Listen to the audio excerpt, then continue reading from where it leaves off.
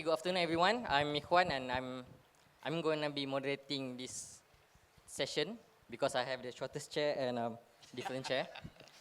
Okay. So yeah, a little bit about me. I'm Chief Everything Okay in Ahmad. Um, Ahmad basically is a tech news portal. We deliver technology news in Bahasa, in Malay language. On a everyday basis, more than 10 news, and then we got like last month we got 700,000 unique visitors. And then yeah, when when the magic asked me to chair this session, I gladly accept. So I'm going to intro by my right side. I'm a bit cranky on left and right. So on my right side is Desmond. So he founded App Explore Senambahat. Have you guys ever tried games like Light Opus or Alien Hive? Any hands? Nope. Oh, there's one. Okay. At least one. At least one. Oh, what's your latest game? Multi Shanders. Multi Shanders. Have anyone tried that before? Okay. After this, maybe you should you guys should download it. It's good. It's great. And then so he is a founder of Explore. And the second to my right is Professor Dr. Ahmad Rafi. So he is the Vice President Academic of MMU. And also the Deputy Chairman too of the Creative Content Industry Guild Malaysia. Now, I'm sitting here partly because of Dr. Rafi. When I was in MMU, during Alpha is a, orientation day. You just come in, and then at that time I registered for FCM, Faculty of Creative Multimedia. My background is science from MSM. So when I'm in his lecture hall, I was like, oh, screw me, I'm in different faculty. I should register for engineering or what? So I go to talk to him, to Dr. Rafi, and I said, Doctor, I think I'm in wrong faculty. So you know what he said? Just hold on, give it a go for a month or two, and see if you like this faculty.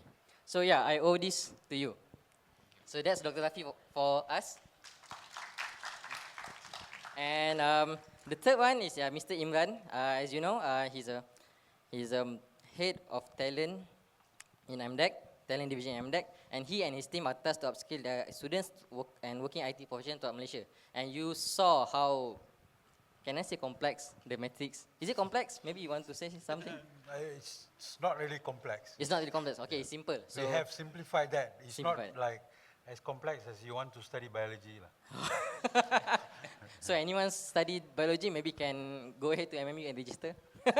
Okay, and last, to my right is Samuel Wee, General Manager of Ref Asia, who has led the sales team since startup phase in 2011. So recently, sales merged with Kacha Media in October 2013. And just last month or early this month, you guys acquire ohbulan.com. Yep, that's right. Okay, congratulations. And if you're thinking of doing any media in Malay language, because they are basically opening their eyes and wanted to acquire more digital assets. And under his leadership, SAIS is part of World Blue List of Most Democratic Workplace 3 years in a row. So basically, in a short phrases, if you work with him, you will be you will be having fun for your job. Okay, so I think for the first question to all of the panelists, what is the definition of a worker in the future? Anyone want to take this lead first? What is the definition of a worker in the future? Assalamualaikum, and thank you for the question, Ikhwan. Assalamualaikum and very good, still good morning. Afternoon or morning? Afternoon already, I think. Because the climate is still in the morning somehow. Okay, anyway, let me just take the question. Very good question. But I would say that from my point of view, from maybe in this case university point of view, I would say that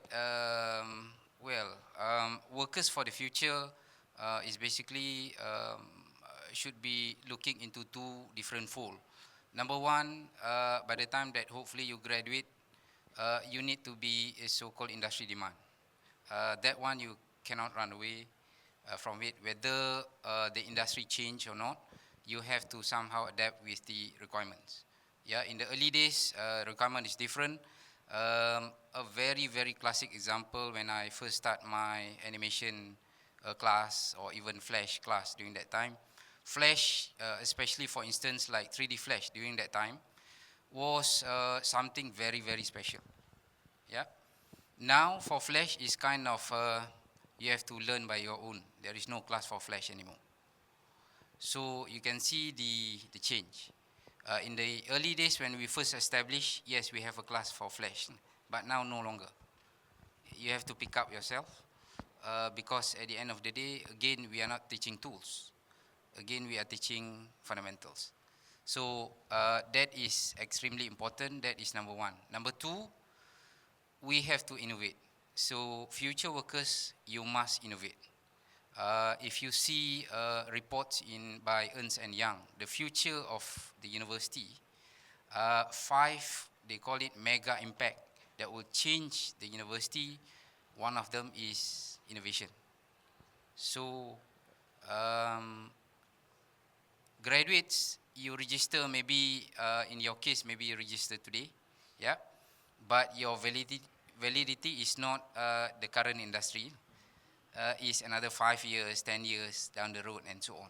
So I had the experience of earlier when I introduced the animation class and so on, I had difficulties of convincing families and so on. Now you have to queue if you want to go for animation class. So is that I conclude. Okay. All right. Maybe Samuel. Yep. Cool. Thanks for the early introduction. That's great. So I think the work of the future at the moment is, just to echo what I think Rafi has said, it's just consistently evolving.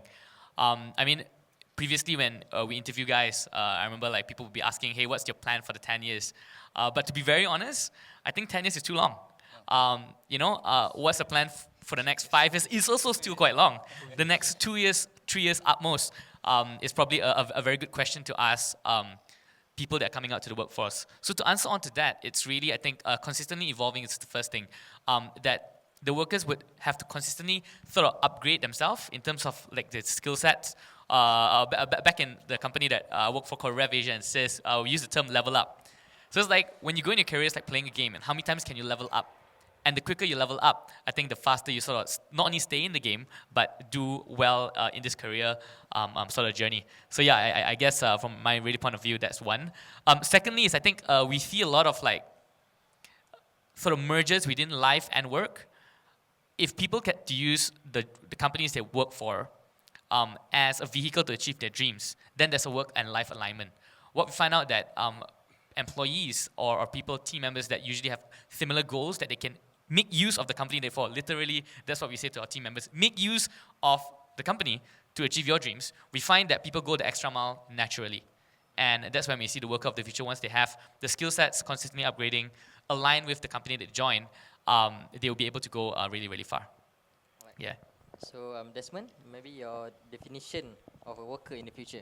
Okay, I guess there are 3 points.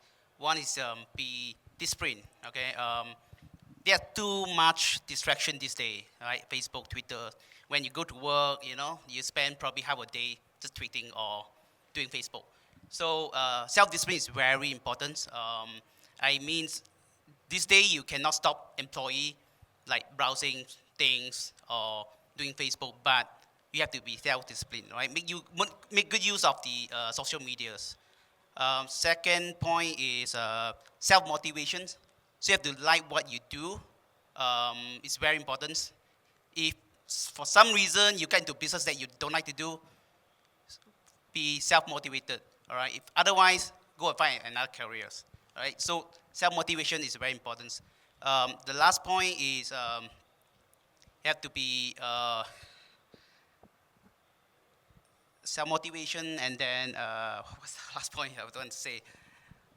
Maybe you can give it first. Okay, all right, yeah. So Mr. Imran, maybe worker in the future, definition of worker in the future in, I say national view. I think instead of trying to define the worker of the future, I think what I will say is more on how the future of work's going to be. Because the skill sets and all that, I mean, that is quite fundamental. But the change that you will see is the working landscape, which is no longer what was in the past. Okay, what probably myself and Dr. Rafi have gone through, and as well as we are probably in the older generation. Probably for the other 2 panel members, they are much, much more younger. So of course, both of myself and Dr. Rafi are young at heart. Okay, we claim to be Gen Y at heart. Okay, so the future of work is changing. The expectation at the work landscape is changing. So I think instead of trying to define the worker, it is more important for you to know what is required at the new workplace. Okay. So, Yeah, I think mic just off. okay, so Okay. I think it's on again. Okay. So for you to really look at what is the expectation at the work area, be it whether you want to be an entrepreneur or you want to work with somebody or being with an employer, so the landscape is changing. So it's very important for you to adapt or try to adapt, and employers also have to try to change their expectation from the present generation of employees. Okay, so yeah, this question goes to Prof. Rafi. So in university level, how such university, I mean, regardless of MMU or maybe Lingkod Wing and so on, can prepare the students for the future jobs? Thank you for the question. From the university perspective, I can say that two important things. Number one is, of course, we cannot run away from the content development. Yeah, the content and, of course, the curriculum. You can see that the current, in fact, curriculum change rapidly. So we cannot stick to fundamental. We may stick to the fundamental, but basically when it comes to implementation, curriculum, and so on, we have to be at par what actually the industry wants. So the input from industry is extremely important. Secondly, again, back to my earlier idea of innovation, we need to innovate, even in the class. So majority of my, in fact, my personal, I had running many classes. Most of my classes are actually outside the so-called class. So it's not in the class, the typical class, which you have 4 walls and so on. So your class can be somewhere outside. I remember in my early days, I was basically trained as a professional architect by profession. I remember that one of my professors, basically when I learned lighting, for instance, he basically brought me to a kind of cafe. So, okay, you can order all your drinks and so on. Give one paper. Now you solve the problem on lighting. That's it. So it's not as simple as just giving lectures and so on. So I think the mode and the style of lectures has to change. So this is what we are trying to do. In fact, for MMU in particular, we are going for blended learning. Yeah, we are going for different kind of experience for teaching and learning. Because that is one of, again, I mentioned earlier, mega trends that will change the mode of teaching and learning. That is number one. Number two is entrepreneurship. Yep. In many universities, if you go for even Ivy League universities and so on, entrepreneurship is compulsory. Some, they may call it cyberpreneurship or even entrepreneurship and so on, is compulsory. So from in fact, from earlier of the first entry of a student, that subject will continue. Yep, that subject will continue. So this is extremely important. So my suggestion is that these are the kind of preparations for even universities or even colleges or even if you want to do training and so on. This is extremely important. Yep. Okay. Thank you. Okay. I think next question goes to Sam. I mean, in Levasia, as a new media company, if you are looking for the staff in your company, what's the requirement criteria look like? Maybe just a bit of background on the team that I lead. So we started off as a startup, and when I joined in about 2011, there was only about 12 of us. We grew to about 40 last year, and then we got acquired and merged with a public listed company called Catch Up Media. So that's why we formed RevAsia. So we're about 100 at the moment. So as you can imagine, we have spectrums from across the board, from really young to probably a bit more senior. But it boils down to two things whenever we sort of look for talents. The first one is competence. The second one is motivation. As well as this bringing back to what it really means is that I think like the fundamentals or the basics is given.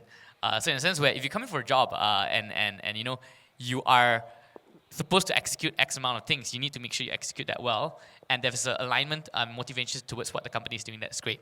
Out of the team of 40 within the SIS team, about half of them are fresh grads. And the type of roles that we have within the sales team, essentially, sort of like you can't really prepare for it in university except being really, really open to just do whatever it takes that it comes your way. So in a sense, where when that really comes in terms of attitude, emotional intelligence, in terms of like how people can adapt towards doing and growing something that might not be necessarily prepared by in the university, that's a skill set that really differentiates like the good from the great.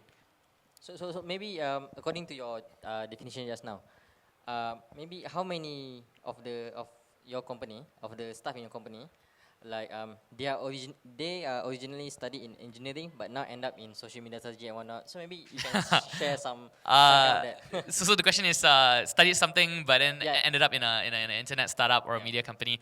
Probably close to about 1/3 Oh, 1/3. of all the Okay. guys. And it starts from and I guess the reason why a lot of you in the crowd are here is really interesting because the startup scene in Malaysia has picked up over the past year, and even with Magic and with MDEC all coming in, really pushing this because we see that smart people sees an opportunity that of the fastest growing sort of market, and what happens is that they jump on the bandwagon. So if it means to just swap whatever you studied and just to do something really different, then why not? Yeah. Yeah. It's like adapt or die, or adapt and just do it. Like me myself, I'm a creative multimedia, but then I realized there's a potential in like there's a lot of programs that even provided by MDEC also. You have IPCC, correct? So IPCC is one of the platform for creative entrepreneurs, and there's a lot of there's a lot of things. So okay, these questions goes to Desmond. So App Explore has been one of the successful developer in this country. So you started in 2011. Back then, is there enough game developers? I think there were quite a few of programmers, but for gaming programming is in particular is very few. I think at the time MMU was the one college that actually university that producing quite a number of game programmers, and in fact 3 of our programmers with us now is from MMU. They are from MMU. So again, even today, I think for gaming programmer in particular, it's still very few. So yeah, it's very hard to find. At least okay. Even right now, I mean game programmers. Yes, even game programmers is very few. I think most of them they are focused more on app developments, even though from the same university, but they focus more on the app developments. I think probably the potential is bigger, maybe, Okay. compared to games. Okay. Alright. Anyway, for our audience, if let's say you have any questions, you can also send your questions to hashtag MSA launch. I will be reading your questions, and before we start the first Q&A, I think this question goes to Imran. Which are the competencies that students that we need to improve within Malaysia? Okay, I have a very simple formula for you to be either to be a successful graduate working with somebody, or even for you to be a startup company. It's as simple as A, B, C, and D. A actually stands for you to have the right attitude. Okay? And B is what we call as behavior. The behavior that you need to portray, be it at the place where you work or at the place where you call your own business. C is communication. So this is one particular issue where a lot of news in the media about graduates being unemployed, simply because they can't communicate. So communication here boils back into interpersonal communication, the language that you use. Of course, when you talk about English being the medium of communication in businesses, so we are not talking about for you to speak the Queen's language. The communication in English, what we are looking at is basically for you to construct simple sentences. When you talk, whatever you are saying can be understood by the person who is listening to you. And when someone communicates to you in English, you are able to understand what the guy is talking about. As simple as that. We are not talking about you making flawless grammatical errors and so forth. So it's basically for you to understand what people are talking, and when you talk, people are able to understand what you are saying.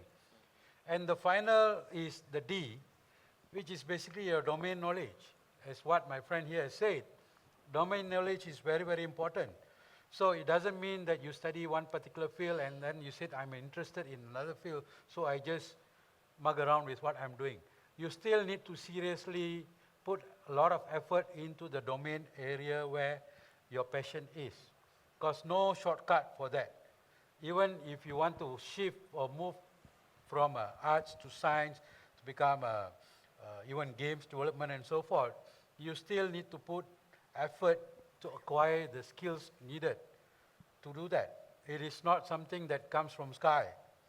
So emphasizing and putting a lot of in your effort in the domain knowledge is very, very critical. So if for any fresh graduate who are still studying, you just follow this A, B, C, and D, I can guarantee you, you will be successful in your life.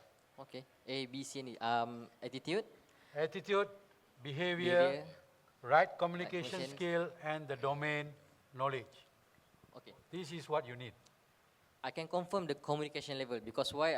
I think when I was just started, I don't have a confidence in talking English so much. In fact, because I'm from creative multimedia, so when you're meeting a businessman and they say, "What's your USP?" I was like, "What is USP?" I was like, "I don't know what is USP," so I just humbly asked, "Excuse me, I'm not sure what is USP." Oh, your unique selling point. So I think it boils down to just be humble and it's not that you cannot communicate. It's just that not to say be confident, but make sure that the thing that you want to say is made clear, or you just say what you feel is. Okay, so I think we start with one questions from the floor.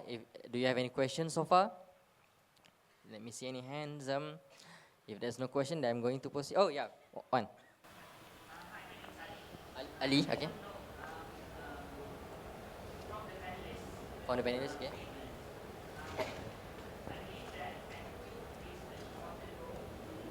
Okay. Attitude is good. Mr. Rafi. Okay, so the question from Ali, from Mr. Ali. Thank you so much for the questions. Just now, Mr. Imran is explaining about the attitude, behavior, confidence, and domain knowledge. But then, does university, this question goes to Dr. Rafi, does university teach attitude? So yeah. Thank you. Good question. Not easy to answer. Tough. Tough to Super answer. tough. If you ask whether there is a so-called subject to teach attitude, I don't think so.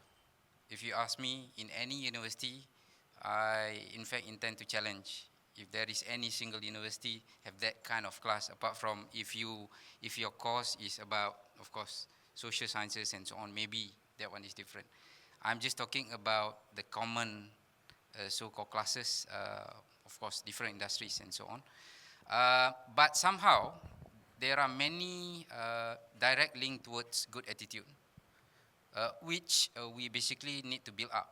This is basically one of my ideas, in fact, when I suggested to the university, basically, to a certain extent, we need to value so-called interpersonal skills, which, whether directly or even indirectly, will kind of so-called polish one attitude.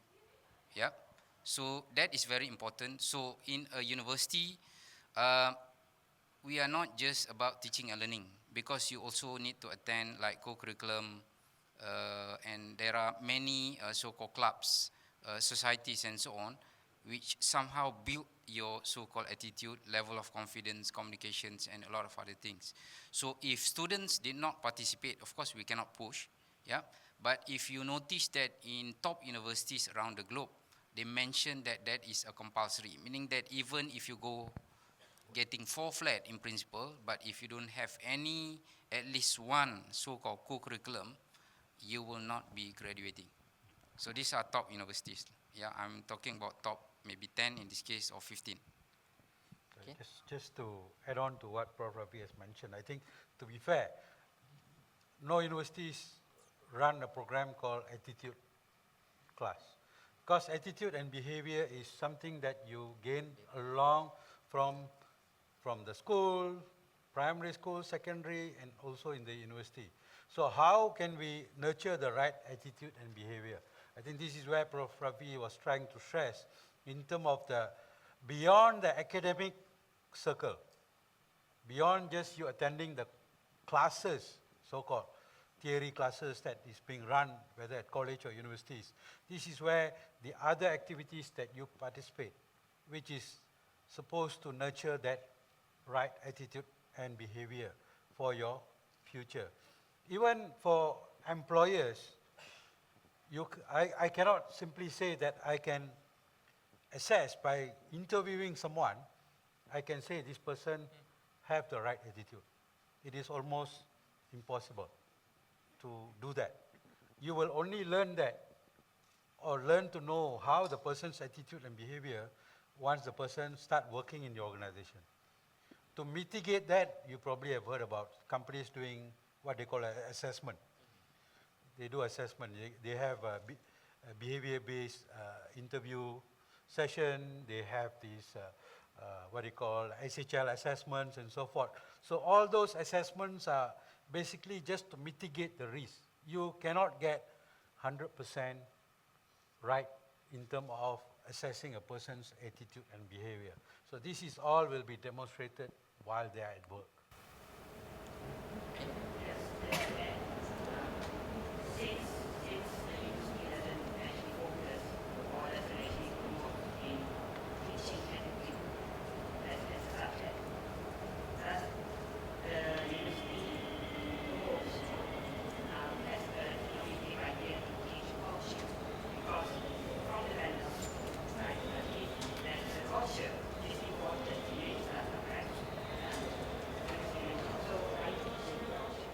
So in academic setting, is there any cultural like classes and so on? Culture of the startup is it any? If I can just sort of chime in here, I think we talked about two things. First one is attitude. Second was culture. I think attitude is always a choice. So very resourceful, smart individuals decide and discern what is the right attitude or wrong attitude.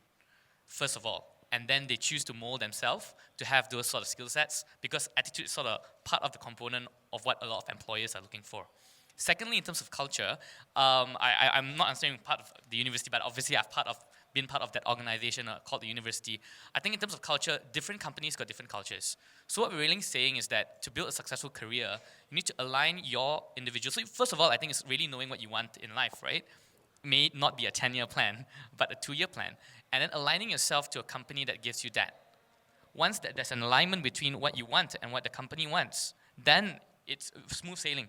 So because different companies have different cultures, if you join a startup, you're expecting a certain startup culture. If you're joining an MNC, on the other hand, I used to work for a global bank with 360,000 people in it, you're going to expect a different type of culture in that sort of organization. So I guess just to put in sort of context to attitude and culture, I think that's the take. So it's not really something that can be taught, but resourceful people would just really go out and then look for that.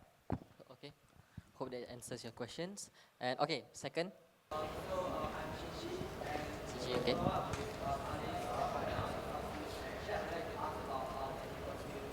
Technical skills.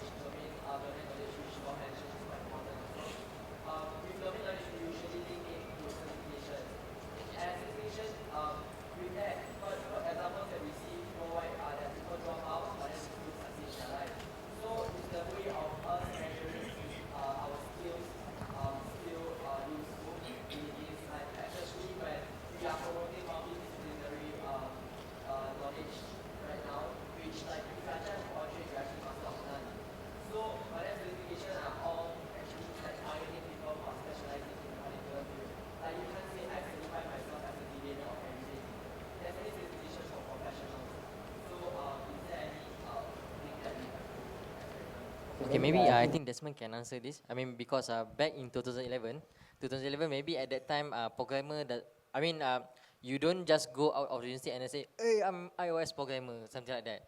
"Hey, I'm Android level 99 programmer," something like that. So maybe your opinion on this. Okay, adding to my third point actually is a self upgrading. All right, so you work from 9 to 5. It doesn't mean you work from 9 to 5. All right.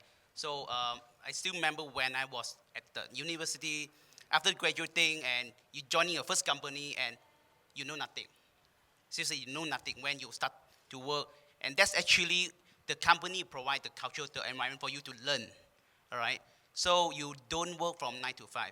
After 5, you have to self-taught. You have to upgrade yourself. And the technology is changing so fast, right? What you learn from the university, a year later might be obsolete, like Flash, So you have to basically not work from 9 to 5. You have to work beyond that. You have to learn what's out there, what the new latest technology, and from there, for us, when we interview, we don't look at the certificates, all right? So certificate is just a paper.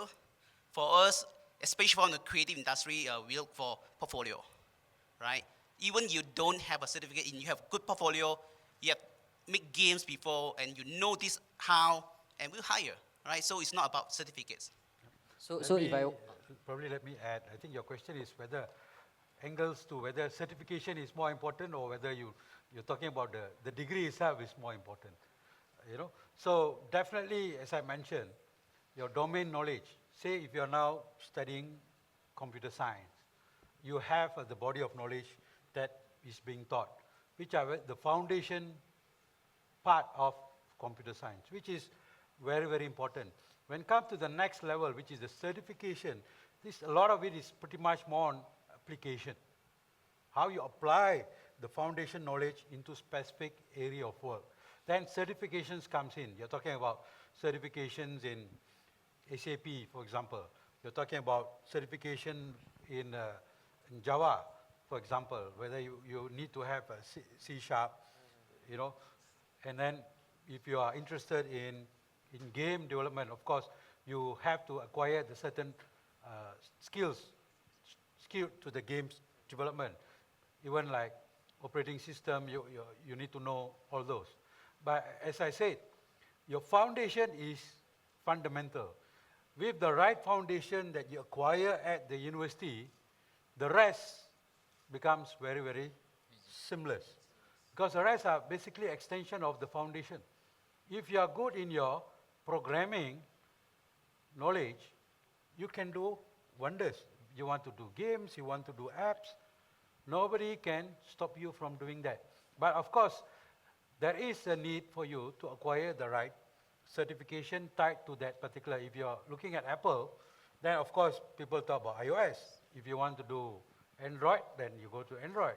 So these are the certification. Both have bearings in terms of importance, but personally for me, for undergraduates, you have to focus on your foundation. You can acquire the certification as a value add for you, but many a time, especially for business certification skills, I don't really encourage the fresh graduates to acquire that first, because a lot of the certification for business application is tied to the business. You must know how the business is operating for you to appreciate and grow. Even for SAP skills, for you to know the holistic perspective for SAP is good, but if you want to do a certification for FICO, for example, or even for ABAP, which is basically programming and so forth, you need to have the foundation and knowing the business. So it is, I wouldn't say it's not important, both are equally important, but I would stress more on you developing your foundation strength. If the right foundation, no one can stop you from moving wherever you want. There are people who didn't go to universities. I think if you talk about Steve Jobs, Bill Gates and all that, yes, they didn't finish their degree and so forth, but then they spent a lot of time learning the skills. Okay? But for a person who have got the right foundation, you will have a very shorter learning curve and learn faster and move on to whichever area your passion is.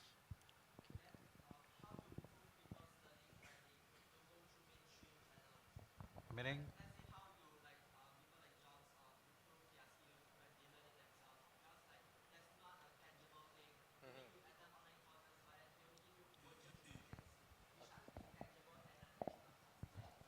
I think how it's being measured is what do you produce? End of the day, what solution that you develop? Even a person doing iOS, end of the day, how you measure his success is what game he's developed. And not only about developing game. I'm quite privy in terms of this, about a lot of people running into the bandwagon of learning all the iOS, Android and all that. Because in the market, everyone knows you can make money. People talk about Candy Crush, even the latest, I heard about Kim Kardashian. I'm sure all of you may have heard about Kim Kardashian app. Within 3 days, 4 million US dollar, and they project in a year revenue about 400 million. But why it can be successful? Because they know not only about developing a game, but which can sell, which is appealing to the customer. That is very, very important. So how you measure a person is successful or not, based on the output or outcome that they can drive, not only about the intangible thing. Actually, it's very tangible. You can see, if I develop an app, not just it's in the app store, out of the millions of apps that's available, but how many people actually buy? Do I become rich? So Okay. it's still measurable. So I think the angle is more on if I don't have a degree, how can I enter App Explore? Will you receive, or will you take me as a staff if I don't have degree in programming? That's is the angle of your Passion. questions, right?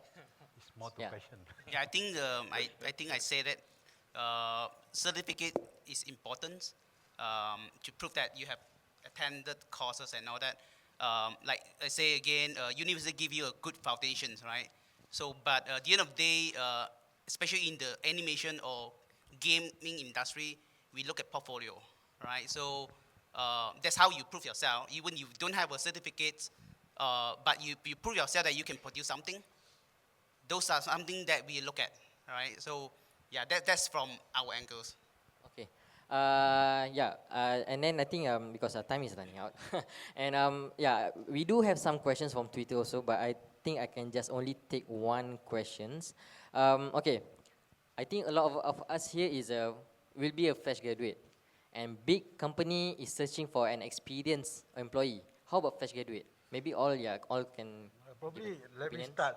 I think it's a misnomer in terms of the impression that big companies only look for experience. Experience here is not about you have worked somewhere. All the 4 years of knowledge, not only about the knowledge, the activities that you're involved in, the competitions that you participate, internship that you do, the attachment that you have with companies, whether be it a startup, whether small or big, that adds value when whether big or small companies, when they put up.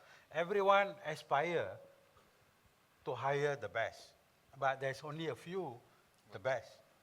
Okay, so it's not an issue for a fresh graduate to find a job just because the job advertisement says you must have 2 to 3 years experience. In Malaysia, I can bet you, we are a small nation, 14 million workforce only. We are not producing fast enough as well. So in terms of the job openings, we are growing very fast. Supply is short, demand is very, very high. So no reason to say just because you don't have experience, working experience per se, you can't get a job. Okay. Any other else want to add? Yeah. Prof. Rafi? I would like to share on this is again interlinked between attitude and then getting the jobs and so on. I personally had the experience even interviewing Mr. Bill Gates 15 years ago when he donated 10 million to MMU. One of the key questions, of course, he is one of the samples of so-called dropouts. Okay. So we asked the question. So actually, the way that he answered to us is that yes, education is important. Yeah, because he kind of has to go through difficult time to catch up the so-called knowledge because he decided to drop out. Yeah, so that requires time. So that his basically advice to young graduates and so on is that you must go through somehow the formal learning to a certain extent.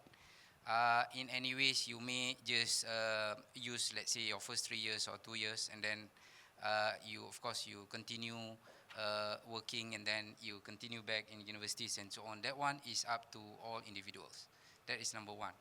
Number two, again, maybe adding to Cik Imran information on explanation on being able to understand and to get the right fundamentals. I had two experiences, one with the animator, which is Shrek, which is under DreamWorks, earlier is PDI. So the latest one that I managed to talk is the one that did Who Trained the Dragon, which is again under so-called DreamWorks. Yeah. When we had the so-called masterclass, we kind of surprised that he is not teaching all the texture, lighting, and so on. The first assignment that he basically gave to us is basically assume that you have that so-called stool. Yeah, with the stool. Yeah. So now you have three so-called different kind of balls. Number one, metal ball.